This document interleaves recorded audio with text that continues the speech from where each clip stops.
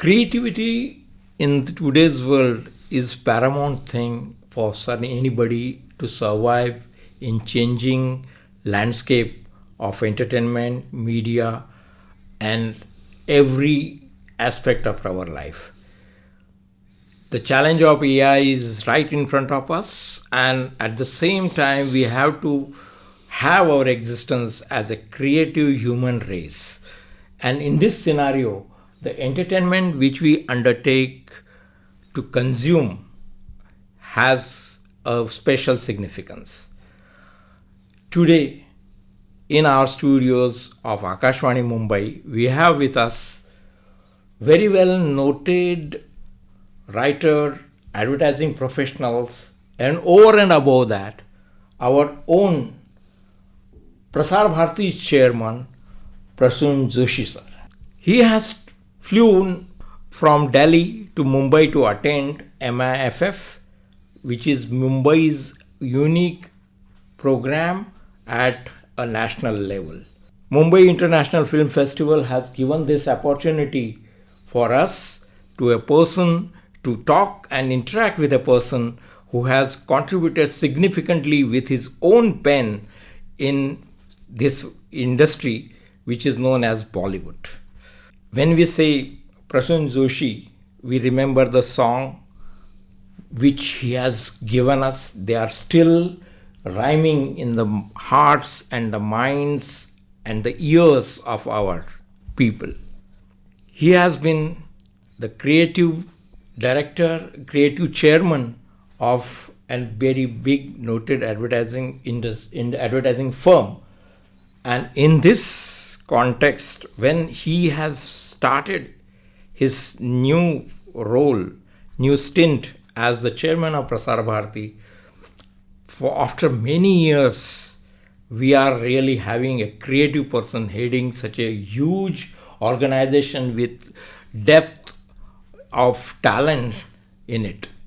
And he is there for us to discuss, open us, and take the challenge head on, which is very pertinent because our organization, as such, as any other organization in this changing mediascape, in survival mode. So let's begin conversation with Joshi sir.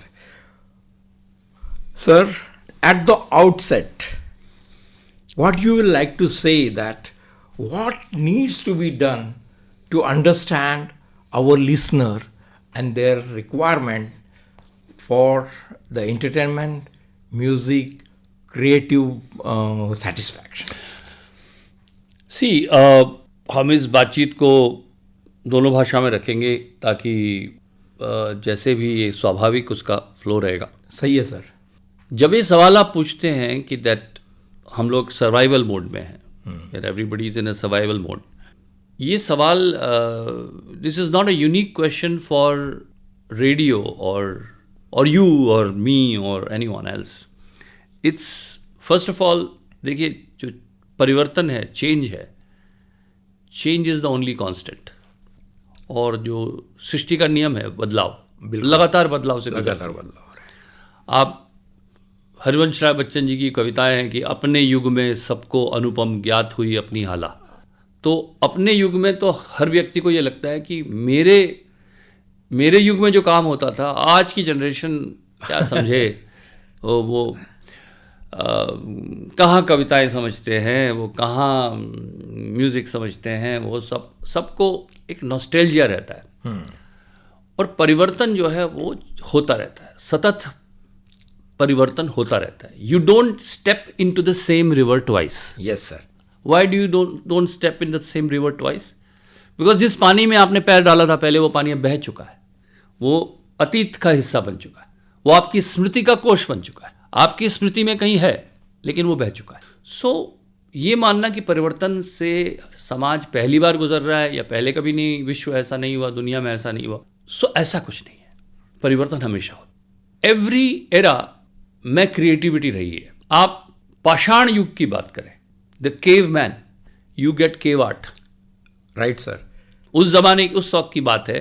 तब भी आपको, आप देखिए, जिसे भित्ति चित्रण कहते हैं, you go into cave arts, you go into old caves and you find a lot of great drawings there. Sir हमारे कोकण में तो जिसको हम सड़ा बोलते हैं प्लेटू, उसके ऊपर भी आर्ट है सर, पेट्रोग्लिफ्स. बिल्कुल. तो देखिए आप वहाँ पर भी आर्ट है. आप गांव में चले जाएं, फोक आर्ट होता है, वर्ली आर्ट है आपका. आप हम जहाँ से मैं आता हूँ उत्तराखंड में चले जाएं, वहाँ एपड़ करके आर्ट होता है. वो जो महिलाएं जो अपने दरवाज़ों पे जहाँ पे आज वेलकम मैट रखी होती है, बड़ा आसान है, वेलकम मैट डाल दो आप.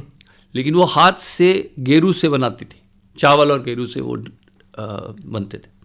सो इन दैट पाषाण युग, इन दैट उस युग में भी क्रिएटिविटी थी. और उसके बाद आगे बढ़िए, लेकिन क्रिएटिविटी के कारण और उसके एक्सप्रेशंस अलग अलग थे. उसके बाद आप आगे आइए इंडस्ट्रियल सिविलाइजेशन में, तो क्रिएटिविटी का फॉर्म साइंटिफिक हो जाता है. आप इंजन बनाने लगते हैं, भाप इंजन बना रहे हैं, ये बना रहे हैं, तमाम वो क्रिएटिविटी का बहुत अलग रूप आपको दिखाई देता है. वो भी सब क्रिएटिविटी ही है. रेनेसां में आप आते हैं, रेनेसां टाइम जिसे कहते हैं, उसमें आप you see a very different kind of painting work. बड़े बड़े पेंटर्स हुए हैं यूरोप के उस समय.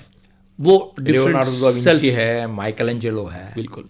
अब ये सेल्फ एक्सप्रेशन की तरफ चले गया उसमें धीरे धीरे. लेकिन कोई ना कोई आप देखिए बदलाव या कोई ना कोई तरीके से वो क्रिएटिविटी आती रहती है. और आज के युग में हम एआई की बात कर रहे हैं. Having said all that which I just told you, एक महत्वपूर्ण बात जो याद रखने की है, ये एआई का जो युग आया है ये थोड़ा अलग तो है. इसको सिर्फ एक तकनीकी इंटरवेंशन कहकर आप दरकिनार नहीं कर सकते. सर इसमें आपने बिल्कुल सही मुद्दा उठाया कि एक अलग युग है सही में, और आप एक क्रिएटिव पर्सन रहे हैं. और एआई के साथ कई लोगों को दिक्कत यही है कि क्या एआई क्रिएटिव है या वो ह्यूमन क्रिएटिविटी पर और जिसको रीपैकेजिंग कहते हैं वो करेगा. देखिए क्रिएटिव तो मेरे हिसाब से हम में से कोई भी नहीं, ना कभी कोई क्रिएटिव हुआ है. क्रिएटिव तो एक ही था, वो था इस विश्व को बनाने वाला, इस सृष्टि को बनाने वाला. We only have a vantage point. अब मैं बताता हूँ वेंटेज पॉइंट से मेरा क्या मतलब है. एक नदी बह रही, जो उस नदी में तैर रहा है और लहरों के विपरीत तैर रहा है, उस व्यक्ति से आप ये पूछें कि नदी का क्या रूप है, तो वो क्या कहेगा आपको कि ये नदी बड़ी आक्रामक है, बड़ा इसमें प्रवाह है, फोर्स है. यही सवाल आप उस व्यक्ति से पूछिए जो उस नदी के तट पर बैठकर ध्यान लगा रहा है कि नदी कैसी है. वो कहेगा ये नदी शांत है. नदी वही है, न इसने नदी बनाई है न उसने नदी बनाई है.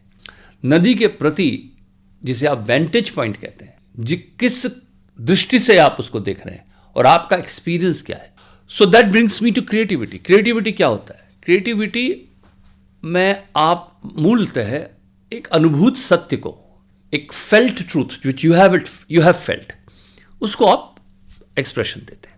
एआई को समझने के लिए तो ये तो ह्यूमन है, तो मैंने जैसे पहले कहा कि क्रिएटर तो एक ही था, हम बाकी सब कॉपी आर्टिस्ट हैं. बिल्कुल. एक तरह से तो बनाने वाला एक ही था. अब हमने जो अपने एक्सप्रेशंस दिए हैं वो डेटा की फॉर्म में अवेलेबल हो जाते हैं. वैसे भी कोई ये व्यक्ति ये नहीं कह सकता कि मेरी रचना पूर्णतः मेरी है. मैं आपको इसको थोड़ा इलेबरेट करता हूँ. मैं तो वैसे भी ये मानता हूँ कि मैं स्वयं को कभी भी इलेक्ट्रिसिटी नहीं मानता हूँ. मैं समझता हूँ मैं वायर हूँ, मेरे माध्यम से वो इलेक्ट्रिसिटी आती है. वो इलेक्ट्रिसिटी मैं स्वयं को नहीं मानता. मैं इसके लिए स्वयं को बड़ा लकी मानता हूँ कि मेरे माध्यम से वो हुआ. उदाहरण देता हूँ, आपने एक फिल्म मेरी देखी होगी तारे ज़मीं पर. कई बार देखी है जी. तो उसका भी सेलिब्रेशन परसों था भी, मैं पूरी टीम के साथ था, मैं आमिर और सबके साथ. तो वो इस गीत पर मेरी चाह रहे थे कि मैं कैसे, मैंने तुझे सब है पता है ना मालिका. तो मैंने कहा भाई देखिए फिल्मों की स्क्रिप्ट में लिखा होता है यहाँ पर एक this place they will be A separation song, इतना ही लिखा होता है उसमें स्क्रिप्ट में. तो आपको सोचना होता है कि क्या करें वहाँ. सेपरेशन सॉन्ग तो कुछ भी हो सकता है कि तुझसे बिछड़ के कहाँ जाऊँगा माँ, बिखर जाऊँगा माँ, हो सकता था. पर मुझे ऐसा लगा कि मुझे कुछ ऐसा लिखना चाहिए जो मुझे महसूस होता है स्वयं. तो मैं अपने बचपन में चला गया और मुझे याद आया मेरे माता पिता शिक्षक थे, मेरी माँ एक शिक्षकों का ट्रेनिंग प्रोग्राम होता है, तो उसमें वो जा रही थी। और ये पहली बार था कि मैं अपनी माँ के बिना रहने वाला था।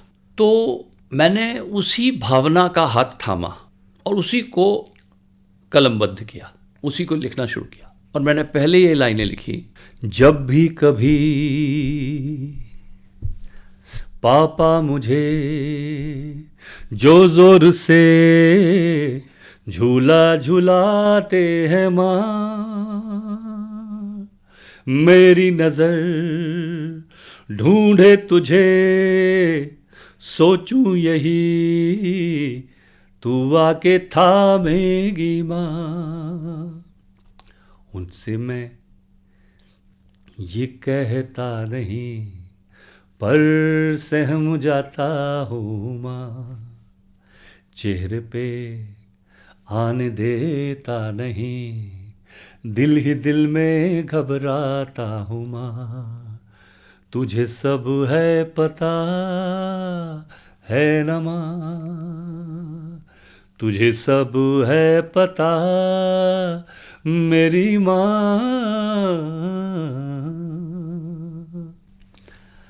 अब ये भावना उत्पन्न हुई एक अनुभूत सत्य से, एक ट्रूथ से जो मुझे पता था। मुझे ये नहीं पता था कि ये लोगों तक कितना उनको ये अपना अनुभव लगेगा, लेकिन मुझे ये पता था कि ये सत्य है, ये ऑनेस्ट है, ये ऑथेंटिक है। और उसी की उंगली थाम कर बढ़ा और वो आपने वो लिखा। अब इसका श्रेय पूरी तरह मैं जो कह रहा था कि मुझे मिल जाना चाहिए, कि मेरी माँ को भी मिलना चाहिए, या उस परिस्थिति को भी मिलना चाहिए, उस वातावरण को भी मिलना चाहिए, सबको मिलना चाहिए ना। आप तो निमित्त बन गए उसके, आप उस भावना को सामने लेकर आए। लेकिन उस भावना में जब आप कहते हैं कि एआई अपने आप क्रिएट करेगा या लेगा, हम अपने आप क्रिएट करते ही कहाँ हैं, सबका तो इतना कंट्रीब्यूशन हम ऑलरेडी लेते हैं। तो अब एआई जो करेगा उसमें आपका एल्गोरिदम, आपका लिया हुआ एक्सपीरियंस को वो 4 के जोड़ करके 5वां बनाएगा, और ये होता चलेगा हमेशा। और ये होता हम भी करते हैं, हमारा मस्तिष्क भी ये करता है कि कहीं कुछ सुना था, कहीं कुछ देखा था, कहीं कुछ उससे हमारे कुछ इमेजेस बनती हैं, वो इमेजेस को हम फिर रूप देते हैं और वो क्रिएटिविटी बन जाती है। सो एआई कुछ ऐसा नहीं करेगा जो हम नहीं करते, लेकिन एआई जो करेगा उसका श्रेय हमें नहीं मिलेगा। अब ये बात तो अब ये चीज़ है कि उसको हम किस तरह से एक्सेप्ट करते हैं। और ये आपने एआई का जिक्र किया कि इसका क्रेडिट हमें नहीं मिलेगा, और ये एआई का जो चैलेंज है, this challenge is now right on the doors of us as a media. In this scenario, how should we approach for the program which will attract humans? देखिए, एआई को तो पहले आर्टिफिशियल इंटेलिजेंस कहना ही नहीं चाहिए। AI is not artificial. What is artificial about it? It's all human experiences which have been converted into data. तो AI ने कुछ अपने मन से तो नहीं बनाया, हमारे ही अनुभवों का डेटाकरण किया गया है और वो डेटाओं को यूज करके करा। तो आर्टिफिशियल क्या है? सब कुछ रियल है।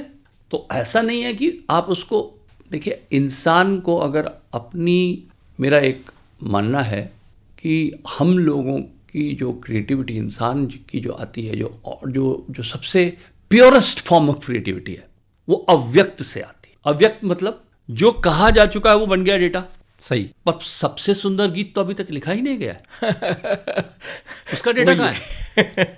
बिल्कुल सही। और सबसे सुंदर ख्वाब तो अब तक देखा ही नहीं गया है, तो उसका डेटा कहाँ है? वो आपके अंदर अव्यक्त है और अनएक्सप्रेस्ड है। And the reason it is unexpressed is what is going to be the human strength. जो अव्यक्त है, the one which is yet to come is in you, resides in you. That is the reason I would always say we will have something more than what AI can offer. Very well take cognizance of the way AI is going to redefine creativity. कल को creativity का मतलब ये नहीं है कि आपका जो process है, the process is going to be truncated, the process is going to be reduced. आपके जो प्रक्रिया है ना उसकी, वो काफ़ी कम हो जाएगी, छोटी हो जाएगी। और the creator will have to make a choice. Choice will be called creation. तो आपके सामने 5 कृतियां रखी होंगी, आपने प्रॉम्प्ट दिया होगा। प्रॉम्प्ट क्या देने वाले अब भी आप ही होंगे, लेकिन आफ्टर योर प्रॉम्प्ट वहाँ 5 रचनाएं बनी, 5 में से आपने कहा ये 5वीं जो है ये मेरी है, ये सही लग रही है मुझे, तो आप you will become more of a choice maker than the creator. ये सारे डिफरेंसेस, नुएंस डिफरेंसेस आएंगे, और इस सबसे ओवरवेल्म ना हो करके पहले तो टेक्नोलॉजी को समझ लें, और विशुद्ध रूप से इंसान की जो एक स्वाभाविक उसकी जो क्वालिटी है कि वो अनंत से जुड़ा है, असीम से जुड़ा है, वो फक्र अपने आप पे कभी ना छोड़े। उसके बाद वो आपके लिए एक टूल बन के रह जाएगा। अभी वो टूल नहीं है, वो काफ़ी टूल से ज़्यादा पावरफुल है। एंड AI इज़ अनप्रेसिडेंटेड, ऐसा कभी पहले नहीं हुआ है हमारे आविष्कारों में, क्योंकि एक आविष्कार नहीं है, इट इज़, देखिए आप एक गाड़ी चलाते हैं, आप गाड़ी एक मशीन है, इसलिए मैं कहता हूँ कि AI एक मशीन नहीं है। आप गाड़ी चलाना सीखते हैं, आपको पता है ये गियर है, ये क्लच है, ये ब्रेक है, इट्स अ टूल किट, आपने सीख लिया। अब आप दूसरे दिन या तीसरे दिन उस गाड़ी में जाते हैं तो वो चीज़ें वैसी रहती हैं। AI में ऐसा नहीं है, AI प्रतिक्षण बदल रहा है। आज जो आपने सवाल पूछा और उसको उसका रिस्पॉन्स मिला, कल आप देखेंगे वो रिस्पॉन्स उससे बेहतर रिस्पॉन्स होगा या उससे डिफरेंट या मुख्तलिफ रिस्पॉन्स होगा। And that is why AI is constantly evolving organically the way we evolve. We will have to come to rhythm and with it and realization to it that this is not something which we have seen before। ये एक ऐसी machine नहीं है जिसको मैं एक बार समझ लूँ तो उसके बाद समझ लूँ, ऐसा नहीं है। ये उतनी ही बड़ी गुत्थी है जितनी बड़ी गुत्थी जिंदगी है। यह आपने इस गुत्थी को सुलझाने के लिए अब हमें रेडियो प्रसारक के रूप में अगर अपने आप को मर्यादित करें तो किस तरह से हमें अप्रोच करना पड़ेगा शायद इन सब चीज़ों की ओर? पहले को रेडियो को रेडियो समझना बंद कर दीजिए। सबसे पहले क्या होता है, you got to work on the basics. हमें थोड़ी ये जिद थोड़ी है कि आप मुझे रेडियो कहें, मत कहिए रेडियो, प्यार को प्यार ही रहने दो, कोई नाम ना दो। अपने को उन सीमाओं से मुक्त कर लीजिए। आपका काम क्या है, आप रेडियो के मूल पर जाइए, वो देखिए वो क्या करता है, उस पर जाइए। कि वो डब्बे में बंद रेडियो होगा, उसमें एक नॉब होगा जिसके कान उमेठना आवश्यक है, ऐसी लिमिटेशंस से बाहर निकल जाइए। रेडियो का जो मूल स्वरूप है कि मैं दिल तक, लोगों तक एक तरह से प्रसार के माध्यम से, प्रचार के माध्यम से, कम्युनिकेशन के माध्यम से कनेक्शन ढूंढता हूँ। तो अगर आप कनेक्शन ढूंढ रहे हैं तो उस कनेक्शन को मूल में रखिए, और उस कनेक्शन को मूल में रख के जो उसके चारों पैराफिनीलिया है, उस पैराफिनीलिया को मोल्ड कीजिए towards what where the world is going, जहाँ दुनिया जा रही है, जिस तरह से दुनिया सुन रही है। Story telling. हाँ, कोई ज़रूरी तो नहीं है, लोगों ने चेंज करना शुरू कर दिया ना कि खाना कैसे खाते थे पहले। अब पहले ज़मीन में बैठ के पालथी मार के, मुझे तो याद है मैं गांव में जाया करता था अपनी नानी के पास, तो वो चूल्हे पर रोटी बनाती थी और एक पटला लेकर मैं उनके बगल में बैठता था और वहीं से वो निकाल के मुझे देती थी। तो अब वो चूल्हा नहीं रहा, पर मेरी भूख तो ख़त्म नहीं हुई ना। अब भी मैं खाना खाता हूँ और अब भी वही रोटी खाता हूँ। लोग रेस्टोरेंट में जाते हैं, वहाँ पे लिखा होता है घर का खाना। रेस्टोरेंट में घर का खाना, आप देख लीजिए, विडंबना देख लीजिए। तो इसका मतलब नीड आपकी खत्म नहीं हुई है। तो जो रेडियो जिस नीड को फुलफिल करता था वो तो है, अगर उस पर हम ध्यान दें, और ध्यान दें कि ठीक है वो पॉकेट रेडियो और वो एक नॉस्टैल्जिया का पार्ट है, लेकिन आज जिस तरह से वो उसको कंज्यूम कर रहे हैं, उस कंजम्पशन मॉडल में जो मेरे पास है, जो मैं दे सकता हूं, वो तो क्रिएटिविटी है और वो असीम है। उसका स्रोत जो है वो अपने आप को हरेस्ट महसूस न करे। जो व्यक्ति गांव में महफिलें होती थी गाता था, आज भी हम लोग स्टूडियो में बुलाते हैं। ऐसा तो नहीं है कि लोगों ने माइक का यूज़ करना शुरू नहीं किया, उससे पहले तो लोग नहीं माइक होते थे, पेड़ के नीचे 4 लोग गा रहे हैं, कॉन्फ्रेंस उनकी महफिल चल रही है। अब आपने देखा कि धीरे धीरे भाई रेडियो भी तो एक बदलाव ही था ना। बिल्कुल, उस बदलाव से भी तो लोग जुड़े।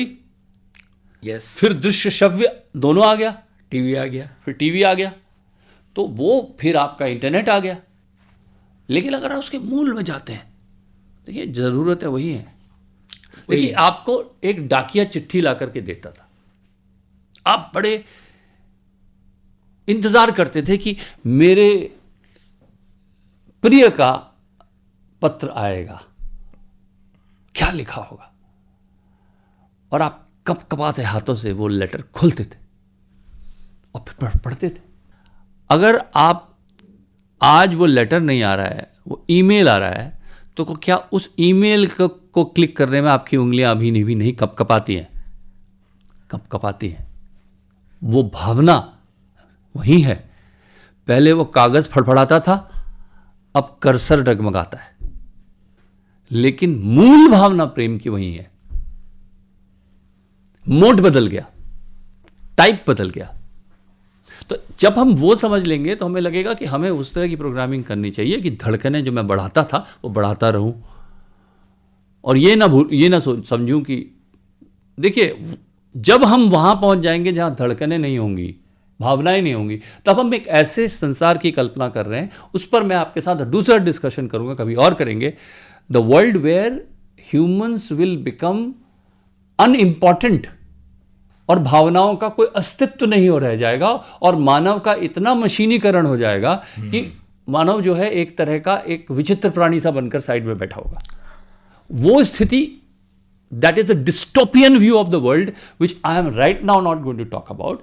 कभी और दिन बात करेंगे, लेकिन आज मैं ये कहूंगा कि रेडियो को स्वयं को पुनर्भाषित करके, अपने अंदर से आत्मविश्वास पैदा करके आगे बढ़ना चाहिए। धन्यवाद सर।